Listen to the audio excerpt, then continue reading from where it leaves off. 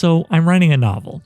Is the show where you join me, Oliver Brackenbury, on the journey of writing my next novel, from first ideas all the way to publication and promotion. In this one-man reality show, I'll share with you my ever-evolving thoughts and feelings on how I write, being a writer, and everything that entails at each stage of the process.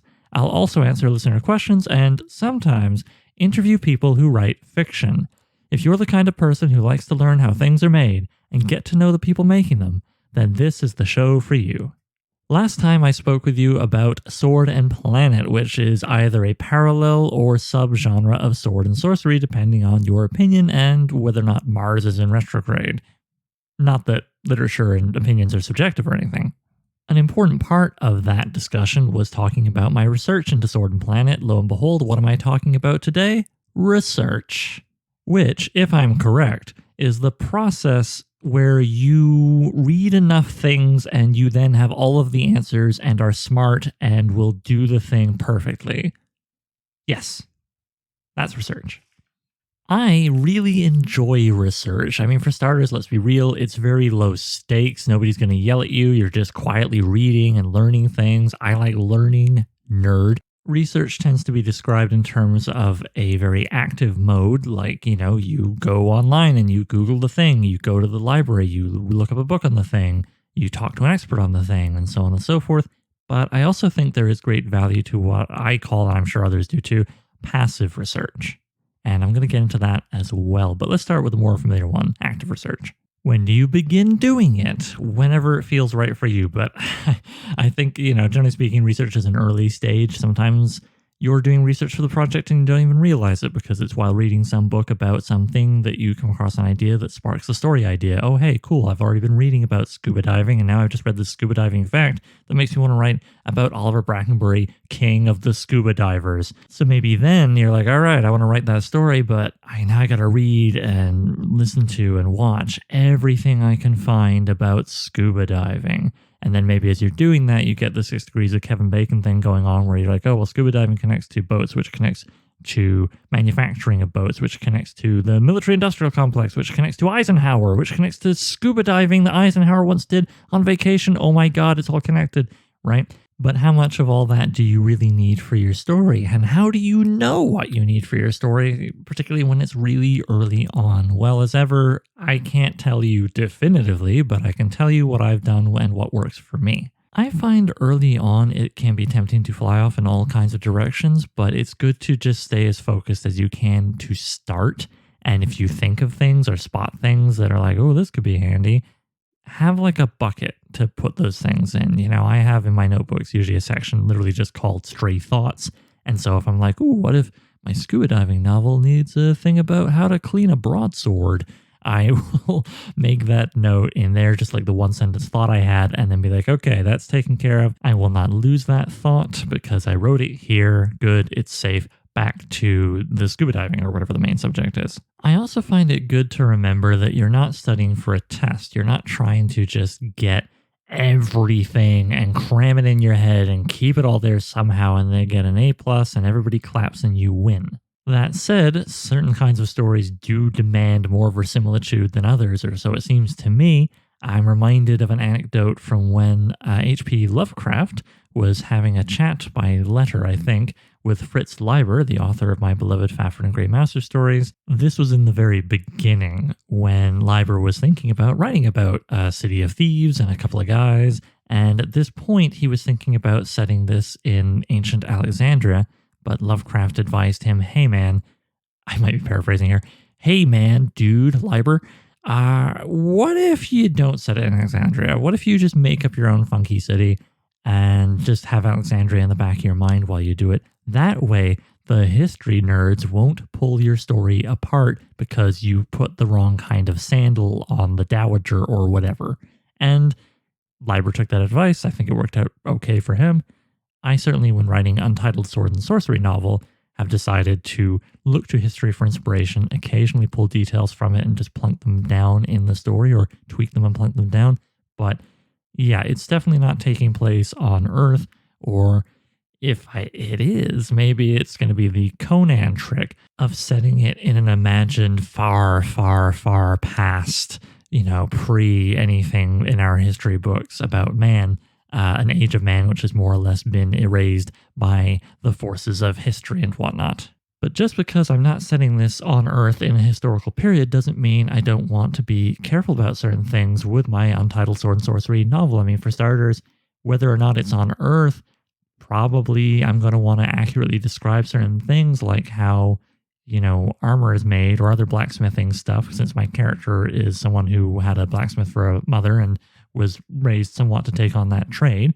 I may be on this other planet, iron has a different melting temperature or whatever, but that's not interesting. So, you know what? Let's provide some realistic, true-to-life stuff to help ground the story, which in turn is a kind of currency that allows me to buy the big, fantastic, crazy stuff that I want to put in the story, right? And even for the big, fantastic, crazy stuff, maybe this is more of a checking your work thing than a research thing, but it's still looking stuff up. I think it's worth having a think about your weird names for creatures and even some of the concepts within those creatures or magic or anything else that's beyond the norm. I'm thinking right now of that guy, John Boyne, who accidentally included Zelda video game monsters in his novel, basically saying, details from a careless Google search wound up in there. The tweet that was shared by @Dana Schwartz with 3 Z's at the end was her highlighting the fact that there was this thing about dyes and ingredients being used to make something, including the red Lizalfos and 4 Hylian shrooms. Hylia being the big kingdom in Zelda. I'm not a Zelda expert, but I have a lot of sympathy for that because years ago, I wrote a treatment, a big heavy-duty outline for a horror movie. It was set in modern day. It had a fantastic element in the form of a cult that was trying to summon something. But ultimately, there were no supernatural elements. They just thought, the cultists just thought they could bring them into life. Anyway, the point isn't the story. The point is my name for the cultists was the Hylians. And I was like, yes, this is an original word I have come up with myself. I am a genius. And then I ran it by a buddy who just rightly roasted me for including a well-known name from an incredibly popular video game franchise and calling it my own idea. And it was an innocent thing. If I've been, stealing it, I would own up to it. And I mean, that's stealing is a whole nother subject. But no, man, it just bubbled up out of me, which brings me to a concept that I think is important. I haven't heard it talked about much since I saw it bubble around a few years ago, but I still think it's a neat idea. The concept of an information diet, which kind of segues us from active to passive research, or maybe a fuzzy zone between the two. Now, I don't mean diet as in dieting, as in trying to lose or reduce or something. I have seen it used in that context of, I've been sucking on the fire hose of information from the internet too much and I feel overwhelmed. I got to cut down. Okay, sure, that's another thing. I'm talking about diet as in your diet, as in what you put in you and what it gives you. And, is it good for you? Is it bad for you? And I suppose that makes this kissing cousins with the whole idea we saw a lot of people get mad about years ago with, video games. Are they making our kids murderers? Or any number of other concerns about, say, sex and violence in various media. Can consuming stuff, make you into a bad person? I think that's mostly a nonsense idea. People have to be primed for certain things, and they probably would do something terrible anyway. But for the purposes of what we're talking about here with research and writing a novel, it's if you only read garbage, are you only going to be able to create garbage? Is it a garbage in, garbage out situation? What is garbage? What is high and low art? Huge questions. But to stay focused on the topic at hand, I think it is fair to say that if your diet is composed exclusively of only works in the one genre, presumably the one that you want to write, you're at a loss. It's pretty common advice in writing to read broadly. You never know what you're going to pick up. I remember hearing someone say how reading a lot of Westerns, for example, helped them get a better idea of how to write horses in their sword and sorcery stories. A slightly less obvious piece of advice that I don't see as often and that I would certainly endorse is it's good to ask yourself once in a while, why am I reading this?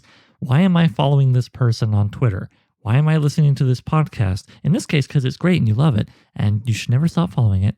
So yeah, question yourself now and again about what it is you're taking in, because everything that goes into you can end up coming back out into your writing, which is how we get cliches about, living is research for my writing, because yeah, it's true. Anything you do can wind up in your writing. But in terms of focused research, again, this idea of an information diet. If you're consuming narrowly, then the information you'll have to draw on for your writing will be narrow, maybe deep, but narrow. I find a way to find a happy balance between consuming only one thing that you're writing about in that one genre, maybe even just one or two authors and getting way too narrow.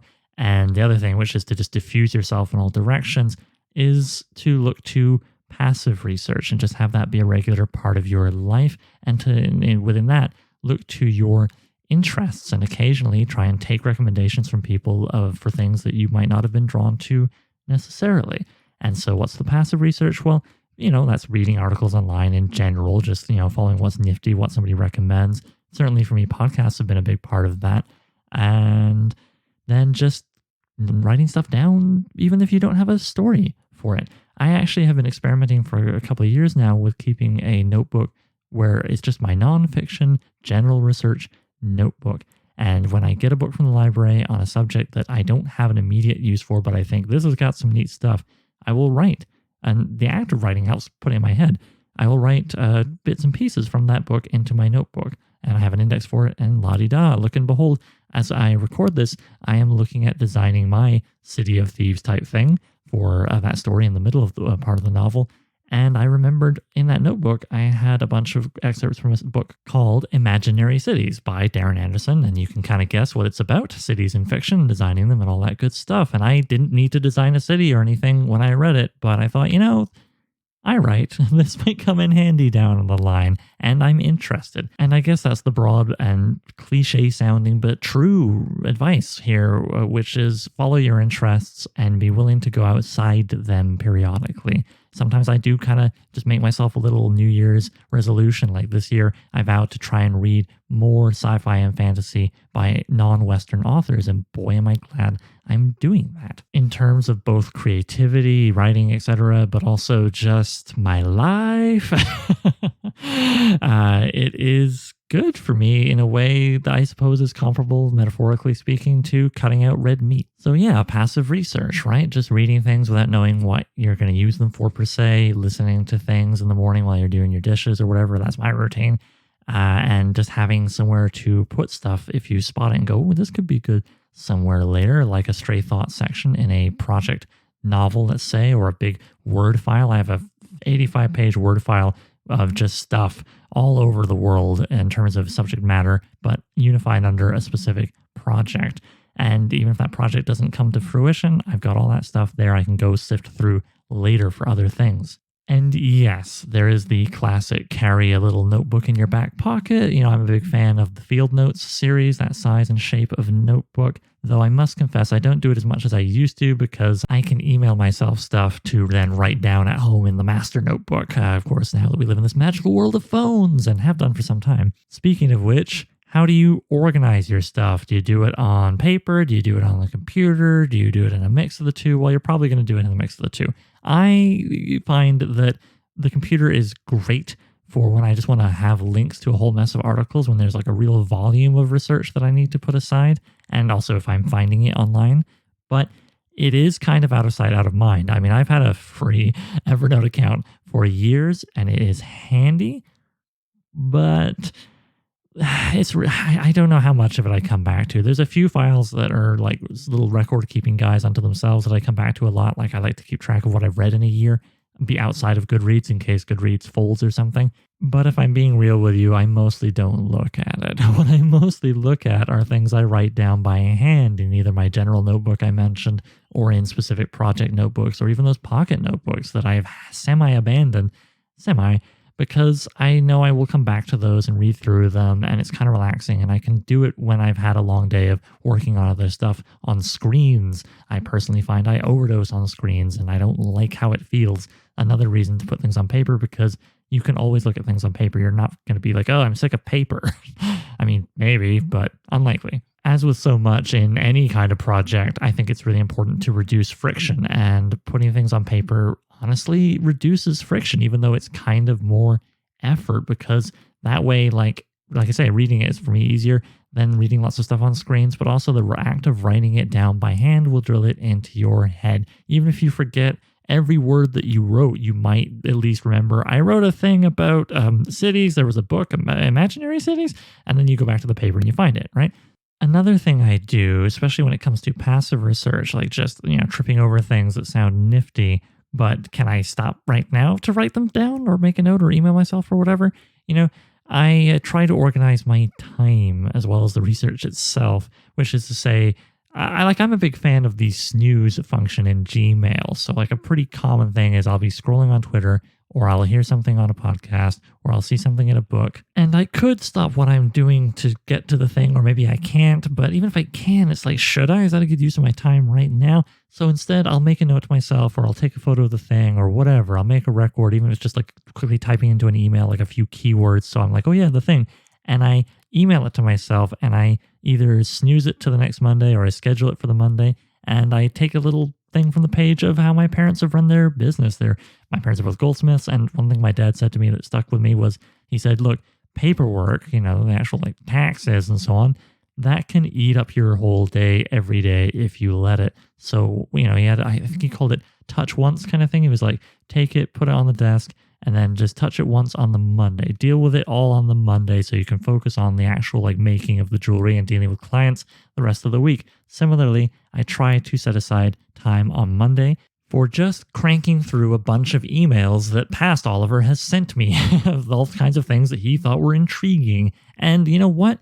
That waiting till the Monday pays off in a couple of ways. Aside from the fact that I just keep the research organizing and filing to one specific part of the week so it doesn't eat up all my writing time, it also causes me to have time to sit back and then reevaluate and be like, is this thing I sent myself really interesting? Or did it just have a buzzword I liked? Oh, is this thing something I actually have to write down, or can I just forget about it, delete? And so that keeps my research a little more, I guess you could say, pure in terms of quality versus quantity. Quality over quantity is good, I think, for the obvious reason that you have never liked a book in your life that had a lot of bad ideas. Because, wow, at least there's so many of them, rather than reading one that had just even one really great idea. Also, you are a human being. You have limits. You can only remember so much. I swear to God, one of the biggest battles of writing, in my experience, is simply trying to remember everything, whether it's research or notes you've made about character, or rules of grammar, it's okay to break if, or how experienced you have to be to break that rule of grammar. Anyway, you get the point. And since you can only keep so much in your head at any given time, trying to cram everything into your head is a bad idea, and you're setting yourself up for disappointment. So, what do you need? How do you know what you need? Well, what is your story? What are your characters? What are they up to? And maybe the research can spark an idea for who the characters are and who the places are and so on and so forth. It's not always a straight 1 to 2 to 3 step process. Often it can be like an Ouroboros of research sparking story ideas, and story ideas sparking a feeling of a need for more research. This gets me to the last thing I want to talk about, which are the risks inherent in research. Getting stuff wrong, obvious, don't need to talk about that. Getting stuff that you think is right, not checking, and then getting pantsed when people find out that you put Zelda stuff in your work, for example, covered it. Knowing when to stop. Well, that's a thing that is kind of weird because you never really stop, but also you kind of stop and start and stop and start. What the heck does that mean? Well, it means that this is why I want to talk about passive and active research. To me, passive research never stops unless you walk around with your fingers in your ears and your eyes closed and going la la la la la la la. The active research at some point needs to be at least paused so you can actually get on with some frigging outlining and writing. And when does that happen? When you feel comfortable. It's just a gut thing. You have to practice. It's just one of those things. There's no, when it's been 12 minutes or 5 days or 3 books read. You just do it when you feel comfortable with the idea of progressing forward. And the more things you write, the more you'll know kind of when to measure. Are you comfortable, or are you rushing because you're impatient, which is a problem I have? Or are you hiding in your research and avoiding the anxiety of starting by staying in that comfy, low-stakes environment? See also excessive world building.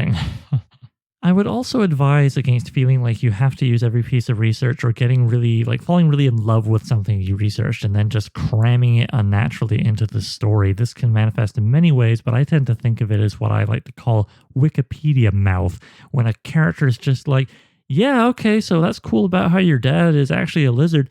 Anyway, have you heard this really cool detail about this one guy during the Russian Revolution? I'm going to talk about that for 3 paragraphs. This can even be annoying when you have a character whose whole thing is that they've got a head full of useless trivia, like the character of Yorick in Brian K. Vaughan's, excellent comic series, Y: The Last Man.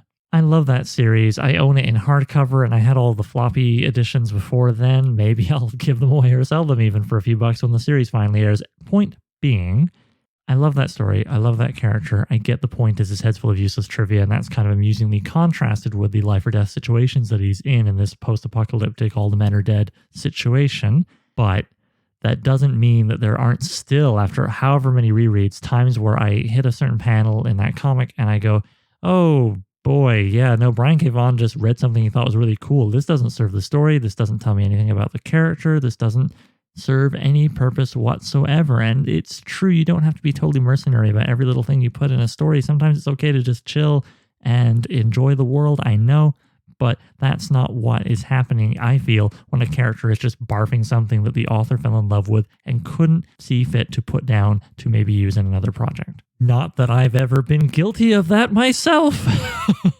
The second last thing I'll bring up is something I haven't encountered a heck of a lot, but I did have to think about quite a bit earlier this year while working on a show that involved the north of Canada and the Inuit people, which is redundant, by the way. Inuit means the people. Look at me, remembering my research. Actually, even before earlier this year, at the very beginning of the project, I had to try and remind myself that I'm researching people to be characters, foreground and background, in this case a TV series project, but in anything. You want to remember that people are people. They're not just fodder for your story. It's worth considering how they might feel about their portrayal. And I don't just mean super obvious stuff like don't be racist. It's there might be stereotypes you're unaware of and that kind of thing. And also, a lot of other people have probably done research on them and misrepresented them. And also, maybe you want to talk to some of the actual people instead of just reading books. And if you are just reading books even, make sure you check who's writing those books. Are they of that people, that culture? Or is it just 40 white guys in a room nodding? Heck, in my case with the Northern Canadian sci-fi project, in which featured Inuit characters and culture, I discovered that the Inuit are I'm speaking broadly here, but so fed up with how they have been so consistently misrepresented right up to this very minute that I'm talking. Like, this is not a problem of the past. It is a very intense problem of the present, for sure. That there's actually something called doing research in a good way, which I am no expert in, but I did look into as part of that project. I would recommend anybody who's curious to learn more about, sort of doing Indigenous research in a good way. Pardon me, it was broader than just Inuit. You check out www.mun.ca, like mun, www.mun.ca/research. It's a good FAQ. It's a living document, constantly updated on doing research on Indigenous people. And it is primarily aimed at academic people, but I think journalists and writers of all stripes can benefit from it. Finally, we come to an aspect of research that I am very concerned about when it comes to myself, particularly when it comes to this project, my Untitled Sword and Sorcery novel, reading uncritically. Now, I don't mean what I've already kind of addressed in the sense of like Googling something and going like, yeah, Hylian mushrooms, sounds good, and then putting it in your novel and then getting featured in The Guardian. I mean, the thing where you just feel like, yeah, I should read a lot about this genre. Obviously, I've been reading a lot of sword and sorcery. I'm 60 plus books deep at this point in sword and sorcery and general Appendix N type stuff. And part of what has gotten me through that onerous sounding task of reading so many books is the fact that I love the genre and I have fond memories from childhood of reading those Conan comics and oh yeah, and oh no, wait, hang on, that same fuel, that love that can get you going through the project can blind you to certain issues. It can not just blind you to certain issues, it can keep you from thinking very hard about what you're reading, so you're not actually going to get a heck of a lot out of it. You're just kind of running it through yourself like, I don't know, something that isn't poop through a goose. I hear that too often. What is it with geese and how they poop anyway? But yeah, I have met a non-zero amount of people who like to write, and they read way more than I do. And I think I read a decent amount. I set a goal of about 40 books a year, just a number, to aim for. And I generally read over that, more like sort of 60 to 80 depending. And last year, I read like 79 books. And I worry I almost read too much. I worry I was so focused on numbies, just pushing up the numbers, cramming all those books through my head, hoping that just sheer osmosis would make me a better sword and sorcery writer. But that's not really how it works. You have to think critically, and I don't just mean being willing to see where the flaws are. I mean being willing to think like, well, how does this work? Why does this work? And like, I'm very good at thinking about that when it comes to like plot and story and character. What I may have mentioned before in the language and race episode is that I am not always so great at that when it comes to thinking about sentence construction. What are they doing with verbs and punctuation and all that good stuff? It's something I'm trying very hard to get better at. And in fact, as of this recording, I am really looking forward to a writing class I signed up for. Thank you, Patreon people. I was able to pay for that with Patreon funds. Bless your cotton socks. If you don't know what I'm talking about, please check out patreon.com/soimwritinganovel to support the podcast and the writing of the novel. So yeah, anyway, I used sweet Patreon bucks to pay admittance to a one-day course called The Craft of Heroic Fantasy Fiction Writing, taught by Howard Andrew Jones. I'm really looking forward to that, and a big part of that is homework that's been assigned in advance of the class, including analysis, almost entirely analysis of the text, much in the way I want to improve at. And by the time this episode airs, I will be a week past that class. So here's hoping by the time you hear me saying this, I am a better writer than the man who is talking to you right now. Gosh darn him. Okay. Research. I could talk about it forever, but that would be bad. Like your research, at some point things have to at least go on pause, as this podcast will, until next week, when I may begin something I've been looking forward to with excitement, but also a little bit of trepidation, which is to spend an episode a piece, probably more for the novella length one, but yeah, one episode per story that I have outlined of the 17 stories, minus Vo, which I've already discussed, which means I really got to keep up with my writing. And honestly, on a good week, I can get a story outlined. So 1 week, 1 episode works out. But sometimes life gets in the way. Maybe it takes me 2 or 3 weeks to outline a story, and that could make the flow of episodes slow down, which would be bad, I think. I don't know. Could I do this every other week for a while? Would you yell at me? Would you yell at me? I don't want to get yelled at. So yeah, next week might also be an interview, or there just might be more interviews now and again when I need to be able to step back from talking about the writing so I can get more of it done. All right, enough behind the scenes, Oliver. Let's get out of here. I'll see you next week, whatever it's going to be. So, I'm writing a novel. Features original music by Gloria Guns and is hosted by yours truly, Oliver Brackenbury. If you'd like to submit a question, then please email it to soimwritinganovel@gmail.com. Bonus points if you record yourself and send me an MP3 I can cut into the show. Doesn't have to be fancy, using your phone is fine, just keep it clear and concise. You can also holler at the show on Twitter, look for @so_writing. Please consider sharing the show with anybody who might like it, leaving a review on iTunes, and checking out patreon.com/soimwritinganovel. Patrons get to be thanked in the final novel, listen to episodes of the podcast a week early, and even enjoy a bonus podcast called So I Wrote a Novel, where I read and comment on chapters of previous works, starting with my first novel, Junkyard Leopard. Thanks for hanging out with me, and I'll see you soon.